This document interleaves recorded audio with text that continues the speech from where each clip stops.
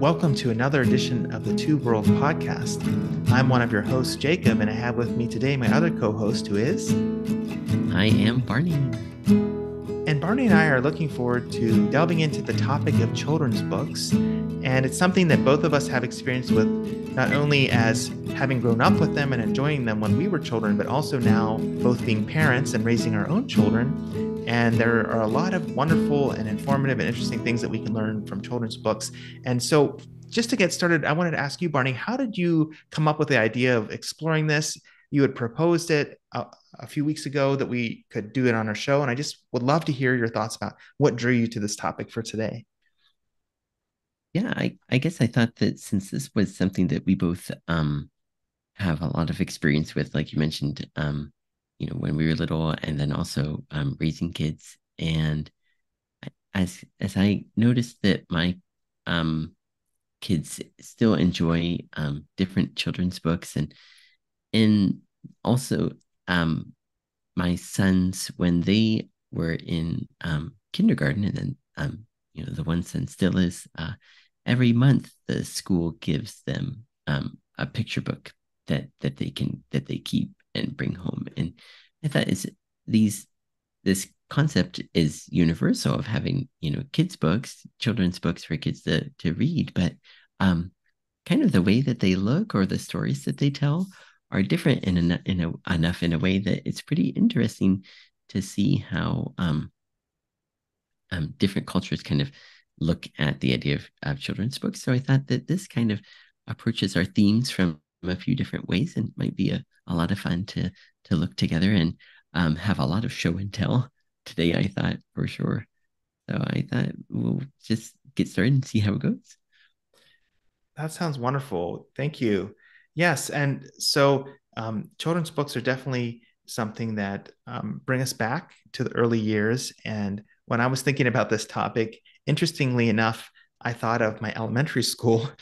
And we had a number of books that we used in our language courses, our English introductory courses. And one of them was called The Adventures of the Super Kids, published by Addison Wesley. And there was a story that I distinctly remember reading in class, and it was so unique. I thought about it for years and years, even though I Hmm. didn't own the book. And as an adult, when I had children, I thought I would love to find that Mhm. story again. And I had to do quite a bit of digging to find out what the book was that we had used. I Oh, couldn't remember what the exact book was. I knew it was part of their series they had called The Nitty Gritty Rather Pretty City. But this was the book that came out right leading up to that, the Super Kids. And I finally found the story, and it's with this thing called Fiddlesticks, where these students are trying to learn how to tell a story. And what they decide to do is they pass a stick among themselves. And as they're passing the stick, they're telling the story. And the story was so interesting to me at the time. Certain things capture yeah. your imagination. And it was basically a young boy and a young girl having a competition about blowing bubbles. And she blows a bubble so big that it actually, her name's Jessica Twinkle. She blows a bubble so big that it lifts her off the ground when the wind blows. And as she's going through the air, she hears something land on her bubble, and it is a pelican. And Oh it's no. not just any pelican, it's King John, who is the king of all of the pelicans. And once he lands on her bubble, he's stuck. He can't extricate his Oh no. feet from the bubble. And so they're both in trouble. How are we going to get out of this Yeah. difficult situation? And King John has a bell around his neck, and he rings the bell, and that calls his fellow pelicans. And then he instructs one of them to pop the bubble. And that is exactly what he does. He pops the bubble. And then the pelicans take Jessica back to where her friend was, and she waves goodbye. And then her friend comes up, and then she's going to initiate a second contest. And he Oh said, no. "No, no, no, Jessica, you Don't. win. You win. You've far outdone me with this one." So for some reason, this story just from the Super Kids The Adventures of the Super Kids reader that we used in school stuck with me all of those years. And here it is, just, one of those things that we read in school. So, Yeah. yeah, go And ahead, then please. being able to find that book again. Oh, thank goodness for the And internet. I tell you, yeah. the things that we have available to us now that we take for granted is just Mm, everyday, normal, what tools or things that can help right. are incredible. Like, because I was able to find the nitty gritty city, and then Right. I was like, okay, it was for these grades, and I remember, being a little younger, and so I checked.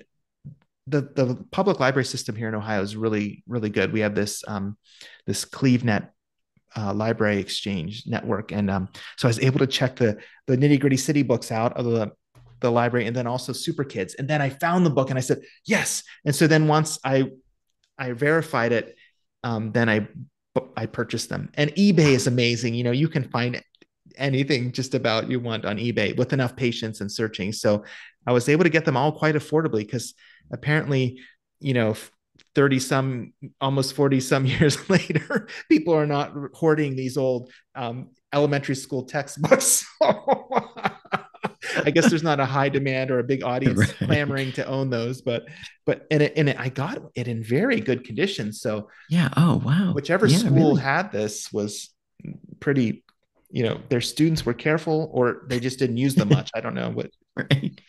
Yeah. Oh, amazing. Yeah. And it's I wonder, I was curious about the journey that led you there. I kind of initially thought that maybe I was thinking how um in this kind of this is like kind of the perfect kind of challenge to like set to some people in on like Reddit or Twitter or something. Like this is one of those cases where wasn't the avenue that you took, but I can just imagine this is one of the cases where people on the internet enjoy get kind of banding together to uncover these really tricky things to find. And but it's so equally amazing that just by using the public library you could locate this book and verify and confirm that this was the one that you wanted, and then get your hands on it, and it's in such good condition. That's just so cool. Yeah, thank you, Barney. It is true. I probably could have sent out a Facebook message to my fellow Mm-hmm. classmates, Ah. West Alec Elementary classmates, and some of them might have recalled, or like you said, some other public forum, and that would have Mm-hmm. helped me get to it Mm-hmm. faster. Mm-hmm.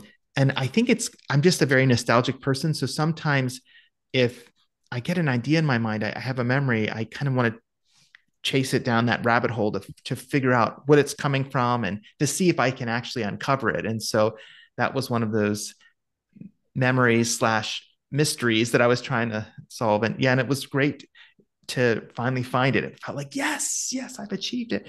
And that was years ago. I think it was probably when Mike and Aubrey were close to the age that I was when I read the book. And that's probably what I was thinking. I was like, oh, I want to introduce them to the story when they're young, like I was, and see if what they think of it. And I would read it Mm-hmm. to them, and they thought it Mm-hmm. was interesting, but I wouldn't say Mm-hmm. that they thought it was any more special than any of our other kids books, but it didn't leave Yeah. as large of an impression on them. But and then I read it to Hannah, and she's Mm-hmm. enjoyed it too. So, yeah. How about for you? Is there a book that you'd like to share that stands out like pretty quickly as something that grabbed your attention in your childhood? Or Yeah.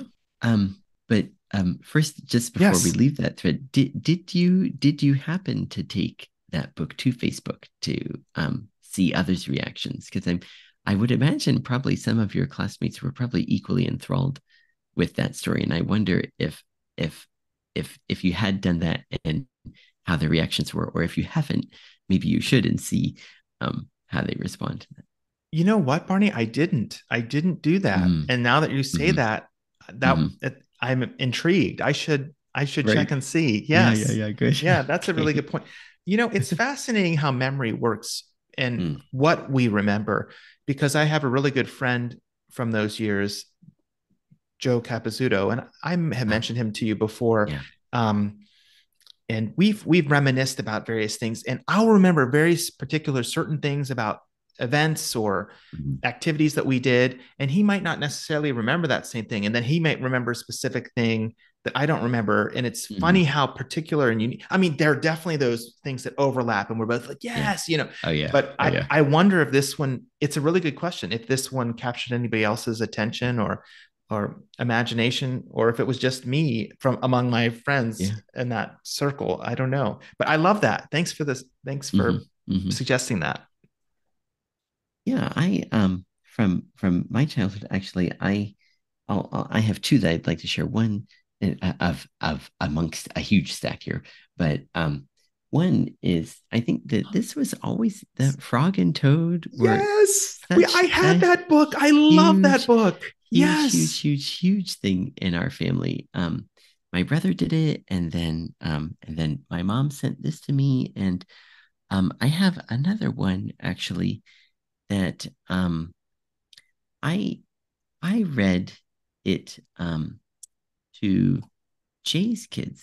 So Oh, um, I don't know how I got started on this, but I started reading and recording books a bunch, and that was one that I did, and sent it to Jay on a CD because this was a few years ago, and then he said, every night they play that for their kids before bed, oh, and I had fun doing it and remembering the stories and of this one that I just showed was Days with Frog and Toad, and I think the one that I was reading was maybe Frog and Toad are friends, I think, and some of these stories are just they encapsulate a lot of emotion in them. And I remember the one where it was where Toad checks his mailbox every day for a letter, hoping and hoping that someone will send him a letter. And he never gets a letter until, Frog finds out and Frog sends him a letter. And that one just really affected me quite a bit. It was such a wonderful story. And then in this one, there's a story about, it's the last one and it's called Alone, and where Toad visits Frog's house and Frog leaves a note saying that he wants to be left alone. And Toad just gets so worked up thinking that he did something wrong. And Frog just said how he was so happy that day and wanted the chance to kind of enjoy it, the peacefulness and the happiness by himself, and just reflect on it. And it was so nice because the very, very last sentence here, you know, it says they were two close friends sitting alone together. And that is just Frog and Toad in one sentence, just kind of explains the whole thing about those. And how can you get better than that? It's just, oh, those stories are just so nice in so many ways. And I'm glad for the chance to that I had the chance to read those and chance to share them with my nephews, and then now to share them with my two sons. And before I show the next book here, I you probably have some yes. I was going to reaction ask. to. I Mhm. love Frog and Toad, and I'm so glad that you Mhm. brought that book because I don't own it anymore. But I think we had Frog and Toad are friends. I Uh-huh. forget which one. Maybe we had both. Maybe we had multiple ones, but I remember Mhm. distinctly one of the stories where it's about willpower, and I think it's Mhm. Frog or Toad. One of them makes cookies, and he's trying hard not to eat them, and he goes through all of these gyrations. Like he hides Oh them, but then he yes. he knows where they are, so he goes and gets them again, and he tries to. I think he mails them to himself or to his friend, or he's trying to get them away. And I just thought that was so relatable as a child because I love chocolate chip cookies and I had trouble just eating one or two. I wanted to Oh eat yeah. more. And then there was another one I really distinctly remember where he's trying to grow something in his garden, Oh and yeah. and he wants to like nurture it and make it healthy, but also speed up the process because he's kind of impatient. So he like Right. plays music for it, and he does all of these things. He reads to it. Maybe do you remember are these Yes. ones? Yes. Oh So great yeah. stories. Oh yeah. So fun. Yeah, really. I mean, we could just do a whole episode just about that, but about just those two characters. But Yeah. the other book I have is came to me, and I had forgotten about it um, until my parents decided to move. And my dad completely surprised me in a number of ways. First, that he still had the book and sent it to me, and also that he remembered how well that I liked this book. And it's one of the little golden books. And I Mm. don't know if maybe so many other people have ever seen this one, but when I got it and remembered, it all came back to me. This one that I'm showing is Panda Bear's paint box, and then I like it. It was kind of like just like a fuzzy kind of feeling of why was it? Oh yes, and then I read through it as to oh that's why I love this book so much, and then I got to the page that I think that my dad remembered me liking the most. And it's a story all about Panda Bear who gets a paint box. And, it's probably like, like sometimes kids get like boxes with little squares of probably watercolors. And he paints a picture of himself, and it's windy, and he learns about mixing colors. And then I think it was this page then when he has to take a bath, and all of the colors mixed together in the tub. And I just remembered how it was so colorful and just Yes. so neat. And Yes. I just like that. And then the fact that my dad remembered how well I liked this book Mm. and sent it to me, it was just it really meant a lot to me in a number of ways. And yeah, when I read it to my kids, they kind of like it for the same reasons too, with all the interesting colors and the stories that it tells, and the fact that Panda Bear is happy to that also has a moment where Panda Bear thinks to himself, he says, I look lonely, and he paints a picture of his friend Brown Bear, and just his imagination puts it on page. And I think Yuma actually he also has a box of watercolors, and one day he painted the same pictures that Panda Bear paints in the book. And so it was really neat to see him that he enjoyed it and that he wanted to Oh, kind of wow. imitate the story by him for himself too.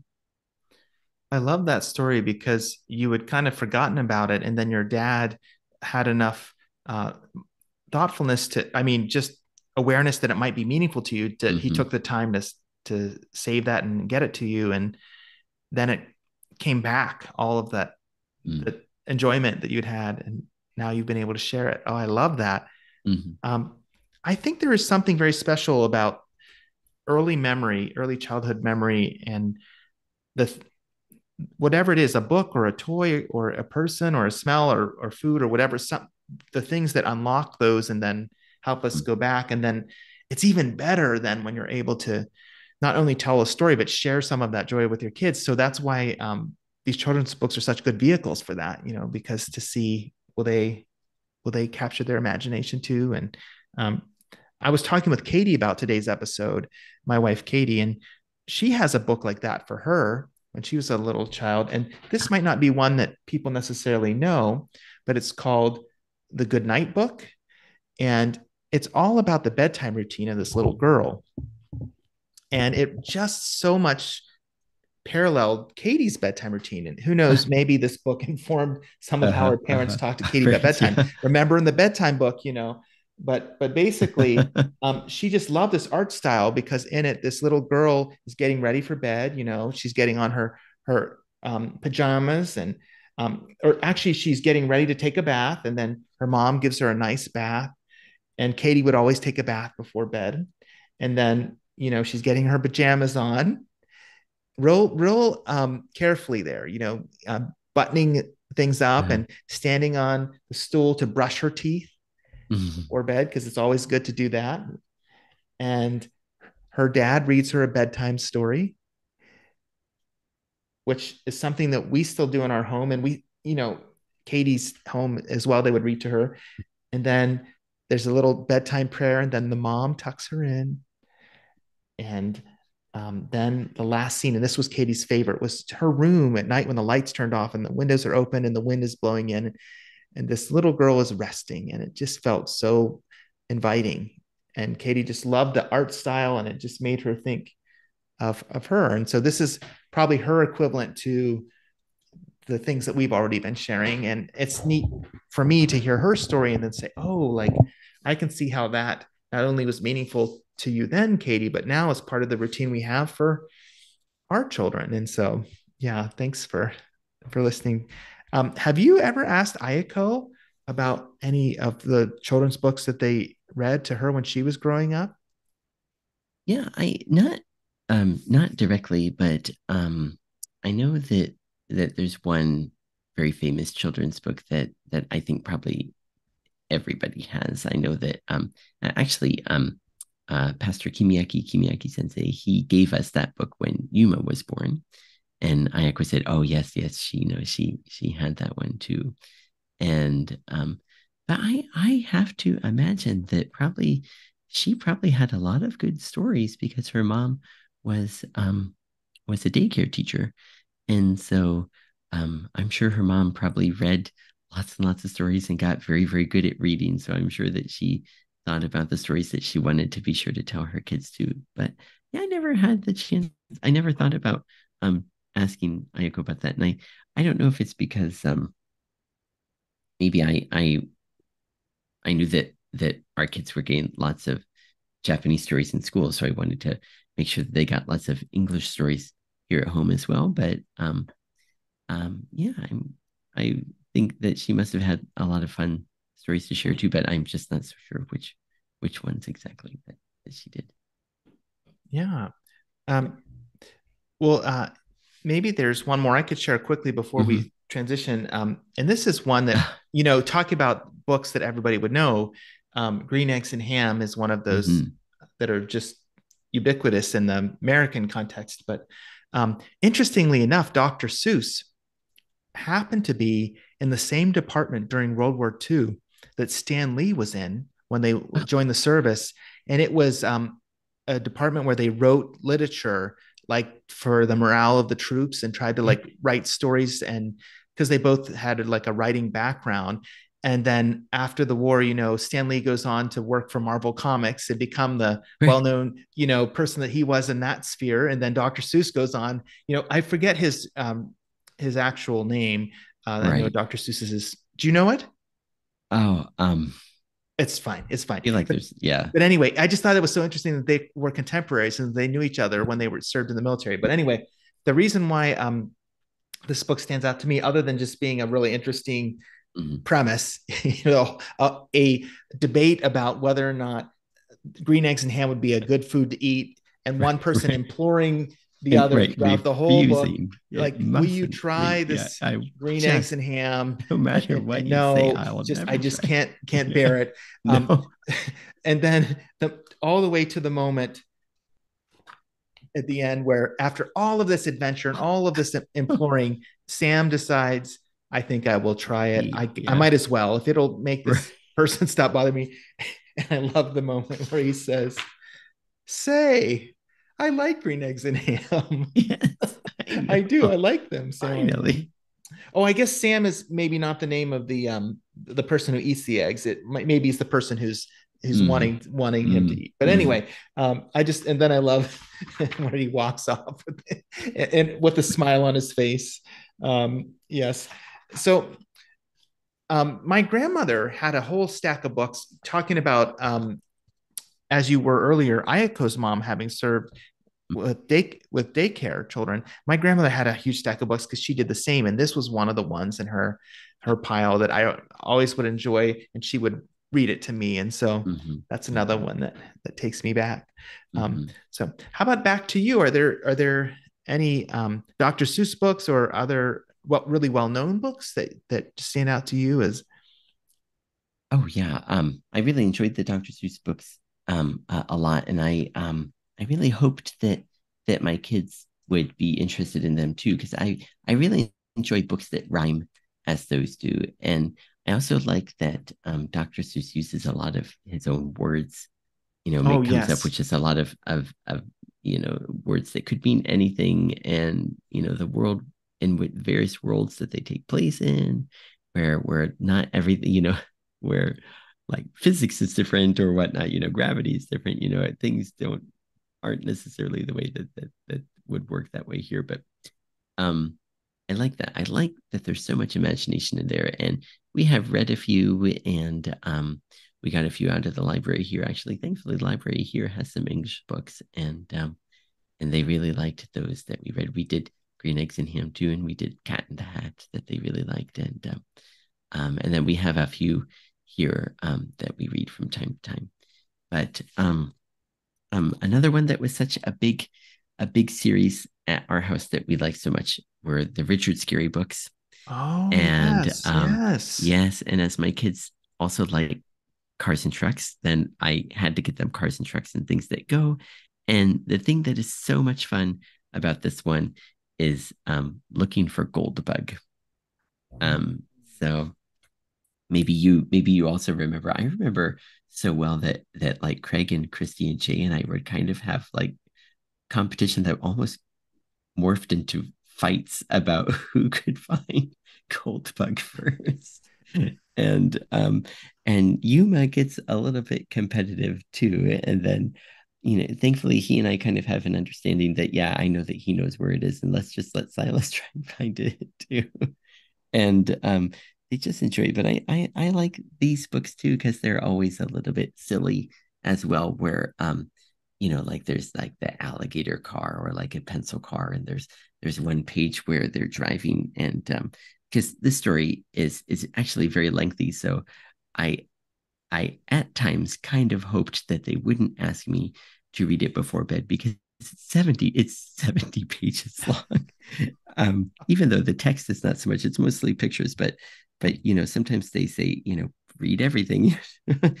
And I like this page because this is a story about the pig family going to the beach, and then dad asks the kids, he says, hey, how would you like to have a banana mobile for your next car? And they don't quite comment as to whether or not they might like that. And then um it's fun how the author, Richard Scarry, and he's also the illustrator, he kind of repeats some of the themes. Like at one time there's like a two-seater pencil car, and then a few pages later there's like a five-seater pencil car.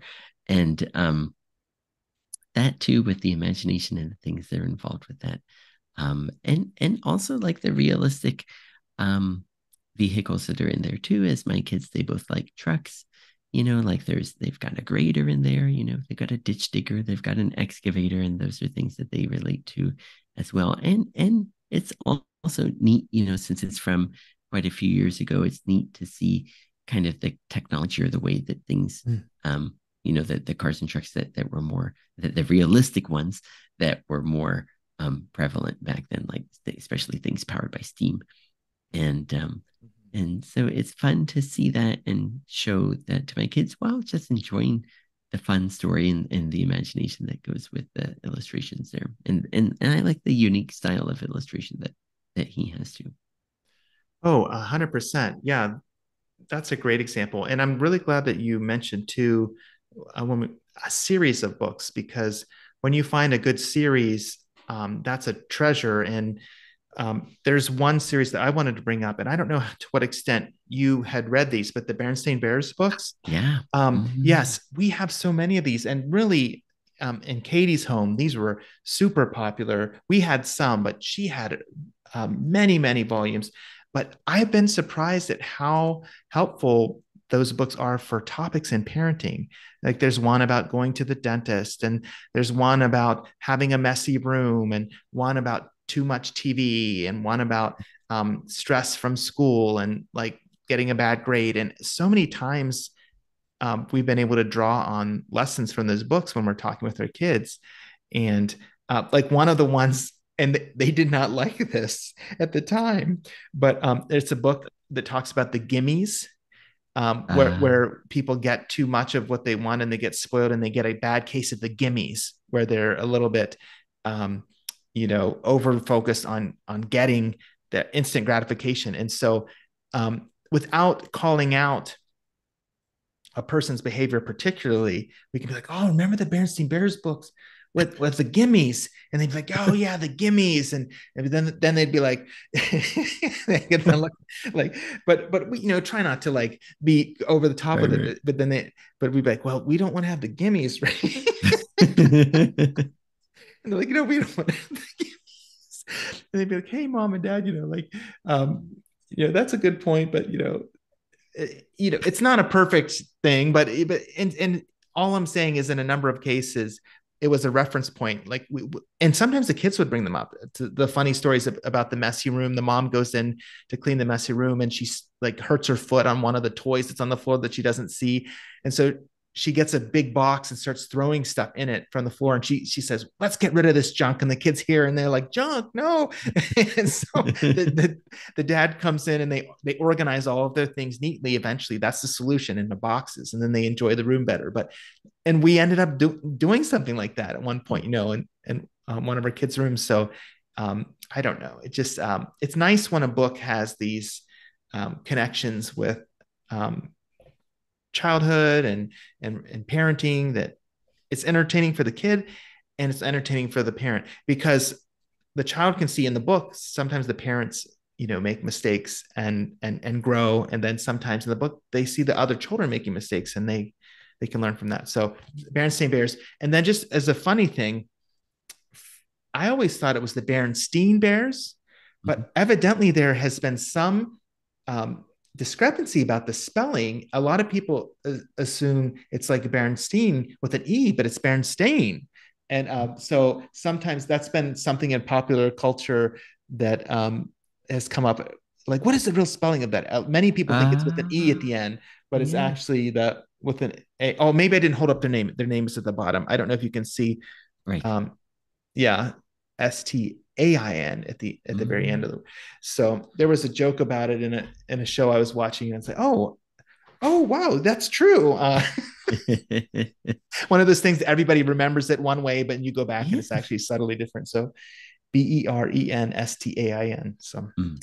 apparently, It's so nice. Yeah, I think what is it about kids and their parents and then books where these books can be the go-between for us, where mm, we could tell them the same lesson, the same story, ask them, or we could ask them to do the same thing so many times, or give them our own life experience as to why maybe they should or shouldn't do something. But then and maybe it connects or maybe it doesn't connect, but it always for some reason it really connects strongly when we're able to share the same thing that's right. but in the form of some story. And if it's like you said, realizing that it's not just them or it's not just their parents, but seeing other characters that have gone through this, or other characters parents that are giving the same message, and then somehow that sinks in so, so much better than all of the effort that we took. And that is another wonderful thing, like you said, about books really supporting us and scaffolding us and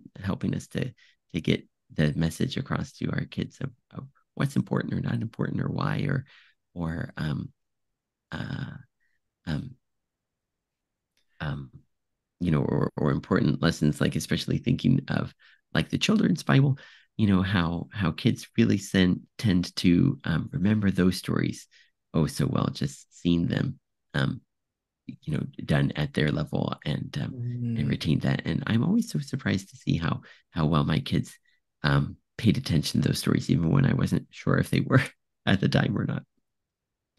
Wow, I'm so glad that you mentioned the kids' Bible. I didn't think about bringing that up today, but now that you mention it, every night before bed, my mom would read to me from this children's Bible that was illustrated, and I feel like so much of my Bible knowledge was really Mm-hmm. fed and grounded in that nightly practice, and the way the illustrations helped the stories come to life. And there's so many vivid images, from the Mm. Bible, and so I just, as you said that, I'm thinking back, wow, that was one of those books that was a bridge between my mom and her faith and what she was trying to pass on to me, and helping me to grasp and receive. And but like you said, any type of children's book can be a bridge in a variety of ways too. Like, yeah, you're right. It's not, it doesn't come off when we're reading the book as like we're being instructive and didactic and like, Right. you should do this, and which will totally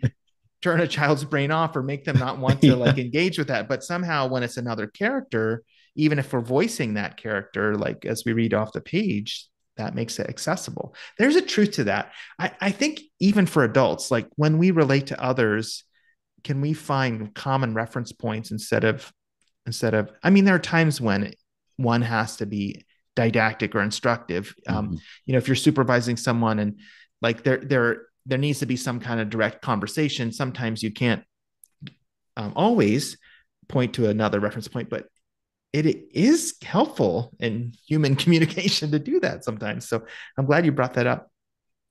Yeah. What's next in your pile of books, Barney? Yeah, I think now I'm kind of getting into the more the books that I've read and have been reading to my kids. Nice. Yeah, I'm trying to think of where to go next because a lot of these that I have here touch on would easily segue from what we've talked about already. Um, I think I'll go with this one.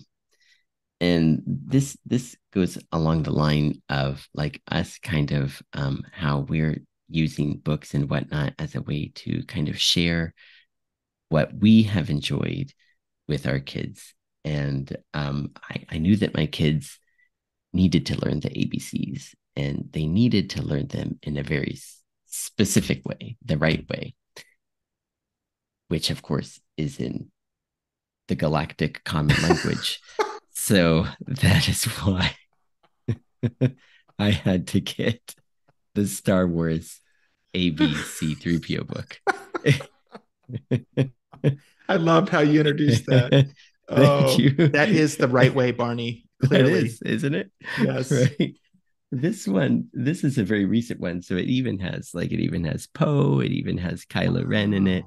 Wow. Um, it even has it has I think for a while they had a lot of trouble coming up with certain characters like who could Q be before the trilogy or before the prequel so then of course Q became Qui-Gon Jinn but before then what could it be and finally now they have a more robust kind of um uh canon I guess of relatable characters that they can fill things in um Is that they can W get for Wookie? Is Wookie for W? you are right. That is exactly Yes. right. And I like this is just extra. I think the illustration style is Oh very neat yeah. that they have X for here. X-Wing. I like that. Yes. And just this one rhymes as well. I really enjoy this.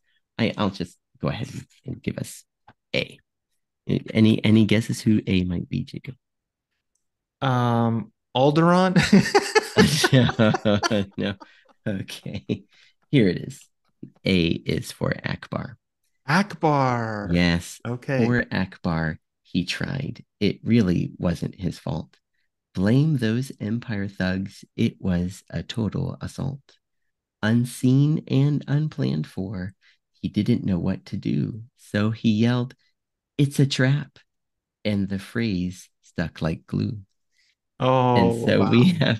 have he's being egged on by his friends here. They're saying, say the thing. And he says, I don't want to say the thing.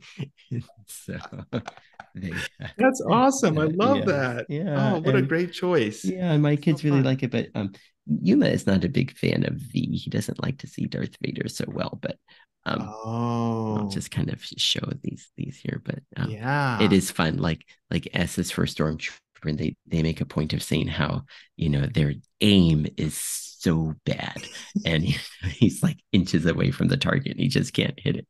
So that was our ABC book, but I love that. That's great. yeah, yeah. One book that Hannah has enjoyed, and so have Mike and Aubrey, is Skippy John Jones. And I don't know Mm. if you've heard of this character. Mm-mm. He's like a little chihuahua. And no, I'm sorry. What am I saying? Pardon me. He's a little Siamese cat. Right. Yeah. And in this Mhm. book, he gets in trouble and his mom sends him to his room and he has this whole long daydream, this whole scenario where he imagines that he's a chihuahua. And so um he says he says, "Ay caramba, I'm a Chihuahua." And then the way it's written, he's not just any Chihuahua, he's like a Chihuahua in Mexico. And so there's all of this Spanish in the text Oh, where he goes and he meets all of these other Chihuahuas in Mexico, and they're being oppressed by this giant bumblebee who is taking all of their frijoles, all of their oh no. beans. Beans, yeah. And so all throughout the text, there's all like it says first they had a fiesta and then they're all partying. And then it says, and then they took a siesta and then they all are napping from partying to napping, and it's kind of Yeah. teaching a little bit of Spanish vocabulary. Hmm. But then the bee comes and he holds up his little sword and the bee pops. And when he does, all of the beans come out. And the best They the make the best thing noise, is, yes. during his daydream, he's making a lot of noise. And his mom comes up into his room, and when the bee is popping in his daydream, that's really his closet exploding and all of the toys coming out of the closet. And so when the mom comes in the room, she's like, "What are you doing?" And here he has a piñata in his room Yeah, that is that yeah. bee, and it just shows his Ah. active imagination. And so she gives him little kisses, and he's just such a creative Mm, little mm, little kitty. But I thought, what a mm. funny story. Oh Here yeah. he's a Siamese cat, but he imagines he's a Chihuahua, and not only a Chihuahua, but a Chihuahua who knows Spanish and isn't Yeah. helping out these other Chihuahuas. And yeah, it's just a fun story. So that's a big hit with Hannah right now. Mm. So Oh yeah, that must be. Hmm. um, the other thing too, I was going to bring up, some books have the Caldecott medal, Oh yeah. and there were a couple that I wanted to mention that we've really enjoyed over the years. Oh Um, have yeah. you Hmm. seen the Snow Oh Day? yeah. Hmm. Oh Hmm. wow! Just the It's arts, how oh it yeah. captures the wonder when you don't have school and you're out in the Oh, snow, and this little boy, his sense of adventure as oh yeah. he's looking at his tracks and he's going out, and it's just an incredible book, and very well done. Just and the illustrations. I think that there was actually an exhibition of this at the Oh. University of Akron, or at the Akron Art um, Akron Art Museum. But Mm. yeah, this particular one. But another one that I also wanted to mention, and I don't know if you've seen this one by Taro Yashima, called The Umbrella. Have you ever seen this Oh one? no. Yeah, Wow. this is another good one that has just these amazing pictures of life in the city, and Mm. this young girl who is living in the US, and her parents take her out in the city, and it's happens to be a rainy day. And so when they go out, they have an umbrella for her, and as the rain hits the umbrella, it makes these sounds, and they have it on the page. And it's I love how they have it bun polo, bun polo, polo, polo, bun polo, polo, polo. And that's her hearing the sounds of the rain hitting her umbrella. And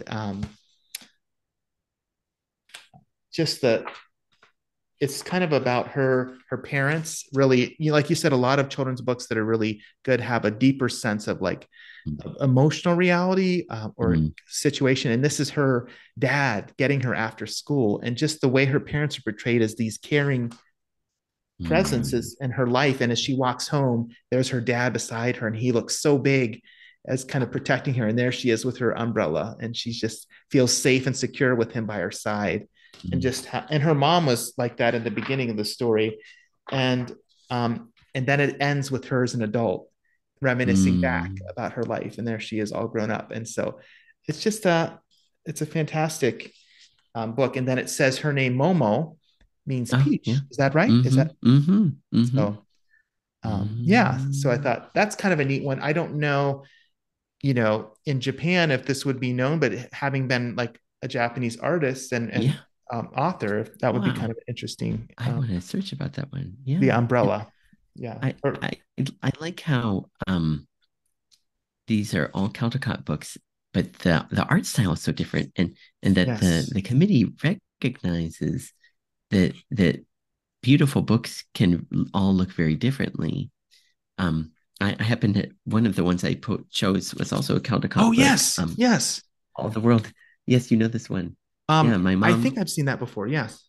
sent this to me, and I actually sent this one to Sean because the illustration is so nice. I got him a copy of it, and I think the artist must be working mostly with pen, but Oh, like especially like wow. on this page, just the blues that they mix with the black to get Love a that. real rich sense of the waves and the cliffs there, and just and it doesn't, the book doesn't necessarily rhyme, but there's all kinds of wonder, the way that they illustrate Oh, wow. together with the words is just so nice. And this one has a wonderful sense of family, and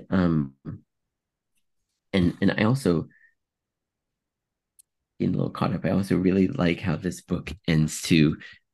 So it ends, it's a lot about family and extended family. Everyone ends up in the same place, and it's, hope and peace and love and trust. And the last part is all the world is all of us. Oh, And wow. I just think it's such a nice meaning, plus such beautiful illustration with that book. And Mm. I never knew about it, but I was so glad that my mom Mm. gave that book to me. And I'm not sure if my kids have enjoyed it as much as I have, but that's one that I always say, don't you guys want to read this? And they don't always want to read that one. Mm. But it speaks so much to me. I really like that one. Do you have similar books in your case where there's Yes. books that you just absolutely love, but maybe your kids, they'll tolerate it Yes. here and there, but not necessarily request that you read that one? For sure. For sure. Yes. Mm-hmm. I do. And one of the ones that comes to mind is this one that is called Swords to Plowshares. And this is actually by an Anabaptist author. And it's really it's it's about um, it's a Mennonite Central Committee book, and it's thinking about like peacemaking in the world. And so it has a lot of like really deep illustrations and stories that relate to themes of peacemaking. And I like the art style and I like the message. It has not captured the imagination of our kids as much. I mean, we have it here at home, and we if we bring it out, it's yeah. I think that they would value the themes in real life, and Mm-hmm. to talk about Mm-hmm. them is fine. But the book doesn't quite capture their imagination. So I would say this would be one of those that is very deep and good, and the art style is great, and it has a good theme. I'm glad it exists and that we have it in our library, but Mm-hmm. we haven't Mm-hmm. quite gotten to the point where the kids are saying like that is for us, but but the message is good. Swords Yeah. to Oh, plowshares. So yeah. so in that sense, like if you read this book, and maybe it's one of those years down the road, if our kids grow up and ever to see it Mm-hmm. again in the Mm-hmm. stack of books, and Mm-hmm. they might think about it some more then, and it's I'm glad that we have it, but it's not one like that they're always picking. And then another one came to mind. My mom had sent it to us, and I'm not seeing it in our stack here. But it's one about this bunny rabbit that um, gets into different watercolors, and it's trying to teach children about the color palette. And so it Mm-hmm. starts out in yellow, and then it gets in a blue bin of water paint, and it watercolor paint, and then it becomes green, Uh-huh. and then it takes a shower, and then it's um what is it it then it gets in red, and then it gets in blue, and then it turns purple, and then it takes another and it goes through all these color combinations. And my our kids like it, but what's really special about it is that my mom gave it to us, and Yeah. she has an inscription in the front, and those are treasures to have, books that our Mm-hmm. parents have passed on, and she Mm-hmm. specifically gave it to our kids. It's Mm-hmm. inscribed for our children. And so like this one that your mom gave to you, there's just extra meaning in that, knowing it was passed on from our parents now to our children is very meaningful. So Mm-hmm. for sure. Mm-hmm. Um, I when I was little, I guess I never had so many like lift the flap books or pop-up books. And then so now when I have those or get those, they always um they feel extra special to me because it was something that I never really had, and then the chance to have them now is just so neat. And most of the books that I have here are from my parents, but my folks thought that since my wife works with the airline, that my kids would like seeing this book, and this is amazing because this is the Flip Flap Airport. This one has parts that move, that go up, and I think that even like sometimes maybe not here, but like within flaps, they have flaps under flaps on here. Oh, And I can't quite find one necessarily on this page, but it's interesting that they can have something that has so much depth in it. Like I think maybe it's here, like the and we're looking at the cargo terminal here. I think the cargo terminal opens up, and then I think um here you can pull down another flap and see some of the items coming out. And amazing. these flaps are quite tiny. And it's very neat the way that they put this book together. Some things you pull, some things you push, and it's a lot of flap lifting, but one that is a pop-up book that everyone likes and still requests. But we didn't think that we liked it at the beginning because when I opened it to the wrong page. And it is the wide mouth frog. And Ah, I especially like this one because I envisioned that this story takes place maybe in Louisiana. So whenever I read it, I always say it's the wide mouth frog, and I always say it. And it goes starts with like with this here. And so I always say, I'm a wide mouth frog and I eat flies, said the wide mouth frog, shooting out his long, sticky tongue. And then he goes through and he says, I'm a wide mouth frog and I eat flies, said the wide mouth frog. What do you eat, bird? And, he goes and talks to these people. But the reason why we weren't sure if we would like this book is because when I opened it to the first time I opened it, I accidentally opened it to this page. oh, wow. So, I'm a wide A giant mouth frog crocodile and I eat or flies.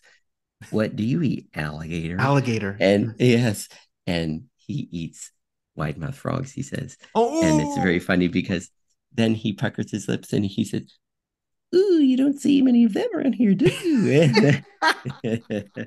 And it's so nice because then he leaps into the pond with a big giant splash. And this book really is very popular with all of us. I like to read it, they like to hear it. And how many times do they like seen? I think I've read it 3, 4 times in a row in most sittings. So that oh, one Barney, is a that real is an treasure. That amazing yeah. book. Because Wow. we set it aside for such a long time because that alligator, we didn't think that we would like it. Then we actually decided to read it once, and it really became a hit, and in our family. That is so cool. Hmm. Oh man, that was a great pop-up book. I love the energy Yeah, too. Each page, yeah, the mouths and yeah, yes, mouths coming yeah. forward. Oh, Hmm. Barney, this has been such a delight. Thank you so Hmm. much for Hmm. for um, suggesting this topic. And as I've gone through it with you, I've just really appreciated like has been some overlap in our experiences, even Yeah. though you know we come from different states and have our own different backgrounds. Like there were quite a few book series that we knew that overlapped that we both enjoyed. And then it was really fun to hear about hits with your kids, things that they're enjoying now and things that were passed down. And I loved sharing the same things with you from our end. Hmm. Is there anything else that you'd like to share before we close our time? No, yeah, I just hope that today of all days, this episode of all episodes, kind of as we've illustrated, there's a lot of same themes, but there's a lot of wide variety of books that cover these themes and experiences that we've all felt real near and dear to our hearts. And I think that this would be a great topic for, or a great, I guess topic, great conversation piece that hopefully, you listening out there or watching along will, if you see us, run into us and mention some of your favorites, maybe we can, our kids are still young enough that we are happy to introduce them to new books. And or, you know, if you're watching along, maybe leave comments, some of the books that you've enjoyed, or if you know some of the books that we've talked about today as well. But most importantly, you know, we're glad that you stuck with us and listened to and watched along and enjoyed